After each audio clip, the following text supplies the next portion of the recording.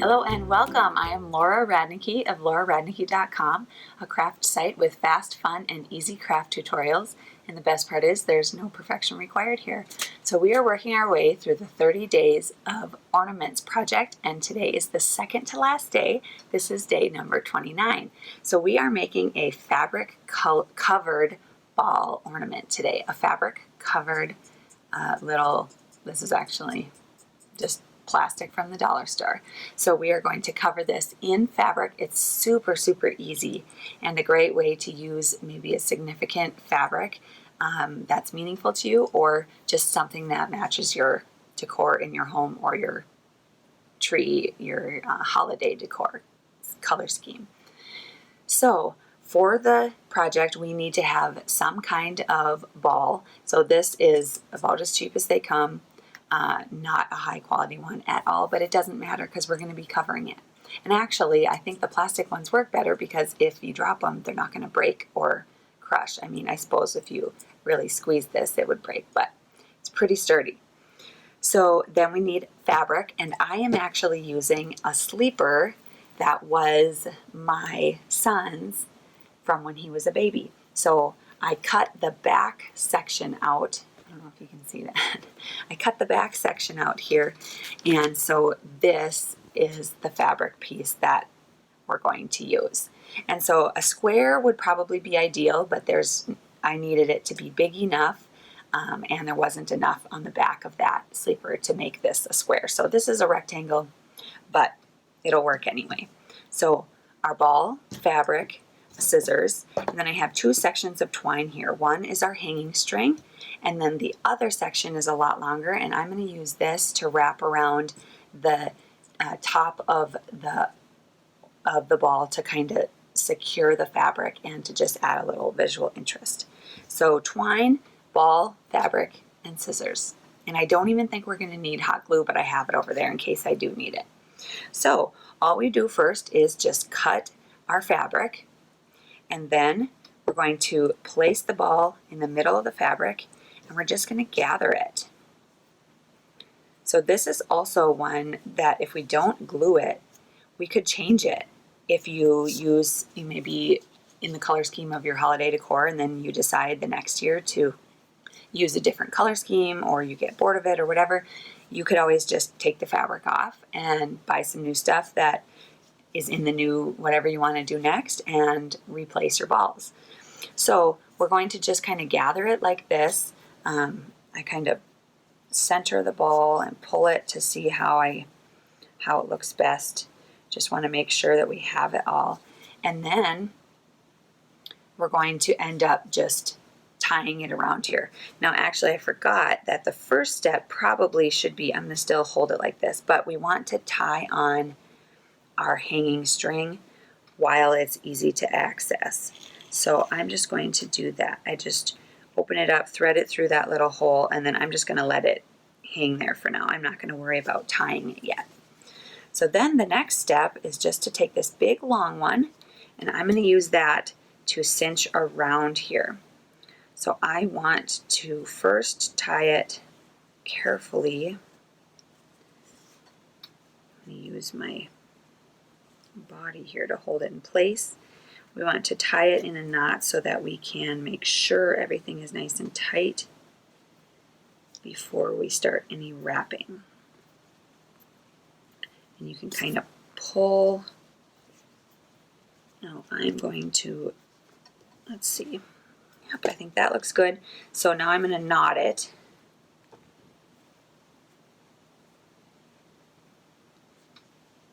Okay. So there's several options here now. If you wanted just to tie a bow, you could tie a bow and then hang it. I'm going to experiment with wrapping this around a little more, and maybe I'll like it, maybe I won't. But if I don't, I'll just unwrap it and tie a bow here and call it good.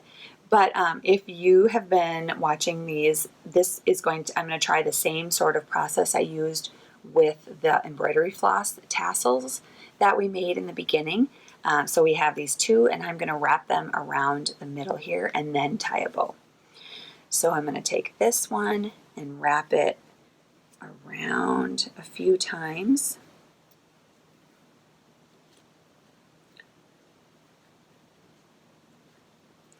think I'll leave it maybe like that long because I want to see about tying a bow still.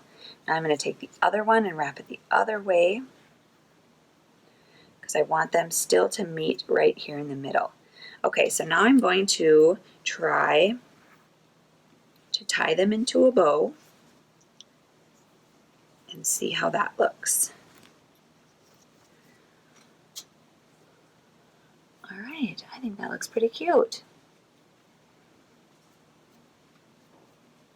Okay, and you can also kind of look to see how things look from different angles, and maybe you like one of them better. I think I kind of actually like it better a little bit over here, so I'm going to just twist it so that my bow is on a different side and I can see it from a different angle.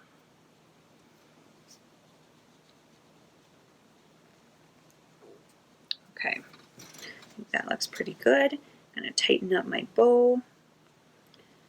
And then the last part is just to tie our hanging string. So you can decide how high you want it. I think about there looks good. I'm just going to knot it up at the top and then cut my extra off. I'm going to see if I need to clean it up with just a few rogue pieces here. Shake it.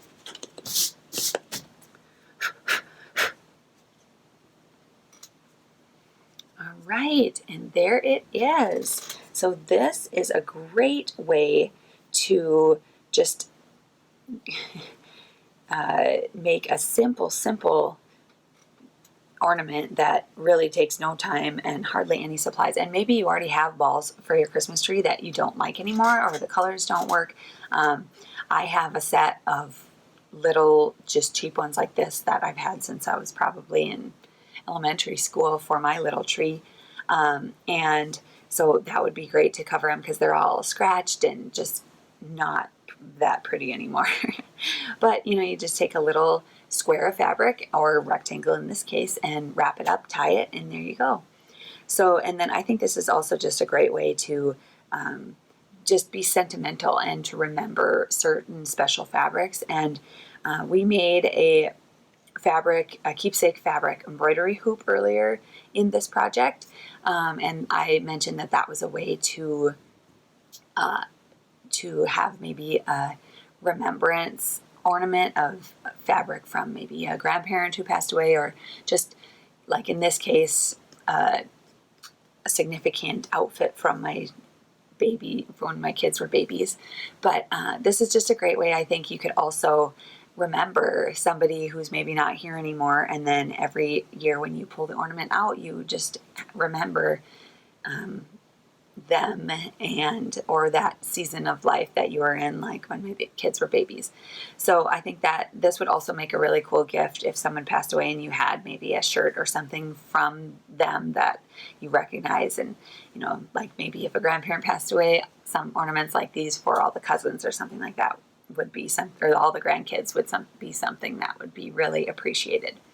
So very easy, very cute. I think it's just super cute. And I love the twine, and then that combined with the fabric, I think just looks really good. So this is our second to last ornament. Today was day 29. Before I go, I want to invite you guys to check out the Mama Makers Club craft community. It's totally free on our site. If you sign up for that, you have access to our free resource library. And in there, it's always growing, and there are printable patterns for the crafts on the site and downloadable craft checklists for the tutorials. Just all kinds of resources to help you do the crafts faster and easier, and to just inspire you and motivate you to get crafting and make more projects, because ultimately that's why we're here. So I'd love for you to check that out. If you think that sounds like something you might be interested in, I'd love for you to join us, and I would love to have you there. So that's all I have for today. We have one more ornament to make, so I will see you next time. Bye.